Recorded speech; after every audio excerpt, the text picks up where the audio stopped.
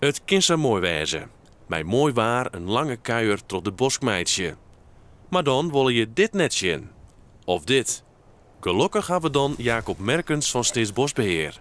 Wat is de oogst van Joet? Het is voornamelijk blikjes en plastic. En ik heb een heel soort busdoekjes, zoals je kennen. Ja, verder ja, wat vuurwerk hier en daar.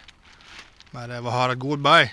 Wij krijgen alleen nog geld voor basisrecreatievoorzieningen en het beheer natuurlijk.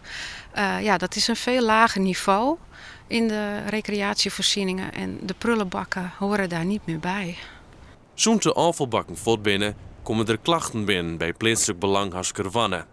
Beziekers kunnen nergens haar afval kwijt. Ze willen nou dat er maatregels naam worden. Iedereen met bezuiniging, ik begrijp dat ik wel. Alleen ja, het is, wij willen de zaak ook graag goed leefbaar houden. En het een beetje schijn, dat keurt lekkerder en dat hebben wij een beter gevoel bij. En dat begrijp ik wel, zo'n opmerkingen op het dorpsblad. Nevens dit bosbeheer lijkt het probleem met het afval volle grutter als het is. Het wordt zelfs beter. Waar de prullenbakken weg zijn gehaald, is ook minder zwerfvuil. Hoe kan dat? Mensen die gooien er veel bij.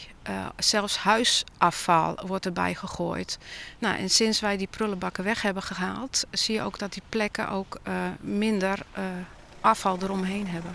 Toch wil Steeds Bosbeheer impeteer met de gemeente de Frieske Marn om te zien naar een permanente oplossing. Want dan is het advies aan kuiders om zelfs in alle gevallen geen afval achter te laten en het in de boezen te steken en mij naar huis te nemen.